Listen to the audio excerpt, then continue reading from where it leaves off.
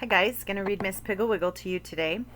Um, the new chapter's called The Fraidy Cat Cure.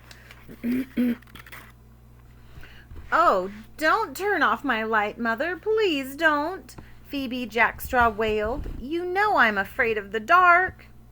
Of course I'm going to turn off your light, said Mrs. Jackstraw. You can't sleep restfully with the light shining in your eyes.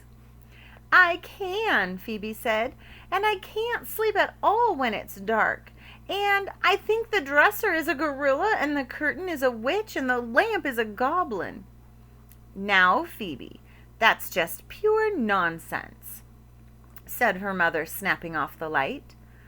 Look, the dresser is just a dresser. The curtain is only a curtain, being blown by the summer breeze, and the lamp, if it looks like anything at all, looks like a little lady wearing a hoop skirt. Phoebe sighed and said, Well, just don't shut the door then. All right then, said her mother. I'll leave the hall door open, but I don't want you sneaking down and sitting on the stairs and listening. I only do that because I'm afraid, said Phoebe. Oh, Phoebe, said her mother. How can you be afraid when you have 3 brothers sleeping right next door? Boys, said Phoebe. Boys are no help. All they do is tease. Last night Jeremy hid behind my door and jumped out at me, and I was so scared I spilled all my lilac bath powder. And old Chucky hides under my bed and pinches my legs, and Georgie climbs on the roof and comes in my window to scare me. Well, nobody would tease you, dear, if you weren't such a fraidy cat, said Miss Jackstraw. Now, kiss me good night and go right to sleep. Phoebe kissed her mother, but she didn't go right to sleep. She lay in bed as stiff as an icicle and looked around the dark room with round, scared eyes. She had forgotten to shut the door. She had forgotten to shut the closet door. And she thought she could see a thin, bony hand with long, curved nails reaching out and feeling around. Was she imagining it? Oh, no, there it was again. She pulled the covers over her head. It was very hot and stuffy under the covers, but at least the witch would have to kill her through the blankets. Then there was a noise, a raspy, scrapey noise over the window. A robber was cutting the screen and was coming in the window. And her gold beads and her wristwatch were right in plain sight on the dresser. Suddenly, from outside the window came the most terrible noise. A cross between a moan of agony, a death wail, and a cry for help. With a shriek, Phoebe threw off the covers, tore out of her room, ran downstairs, and burst in on her mother and father, who were playing bridge with the Murphys. Save me! Save me! Phoebe yelled. My room is full of robbers, and there's one being killed right outside my window. You take her upstairs, Henderson, said Miss Jackstraw. You're dummy. That's part of the game of bridge. There's somebody who's got the dummy. Excuse me. So Mr. Jackstraw took Phoebe's cold little hands and led her upstairs into the robber's den. Turning on the bedside light, he said, Now, chick-a-biddy, show Daddy all the robbers and the witches and the killers. First came this terrible bony hand with long claws, said Phoebe, pointing to the closet. Mr. Jackstraw strode over, opened the closet door wide, and pushed the hangers from one side to the other and said, Nothing there at all. Are you sure you didn't see the arm of your own bathrobe? It's white and kind of caught on the shoe bag here. See how it comes out the door?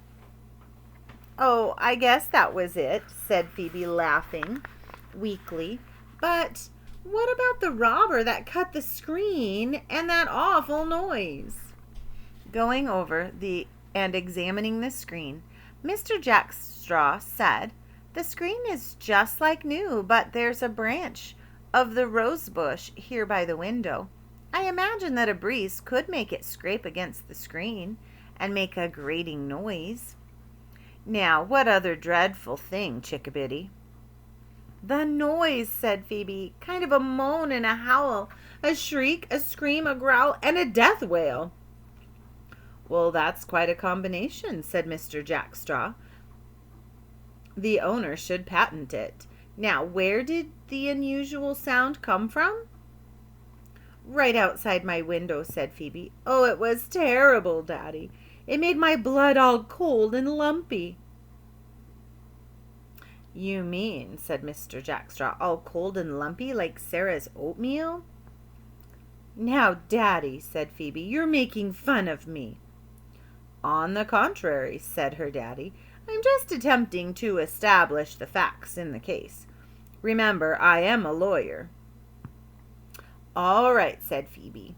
"Now that you have established all the facts, what was that noise?" "I don't know. I don't know," said her father, peering out of the window. "I can't see anything unusual out here except your bicycle, which should be in the garage. Perhaps it's afraid of the dark too, and was crying for you to let it in." "Now, Daddy," said Phoebe, "you're just being silly. Bicycles don't have a voice unless they have horns. The bony hand was my imagination, and I guess I imagined that there was a robber cutting the screen. But I didn't imagine that terrible noise. It was a kind of moan, howl, scream, and wail. It was just awful." "Well," said her father, "there is nothing visible from this window that could have produced such a noise, but if it will make you happy, I'll go down and prowl around outside. Why don't you watch me from the window?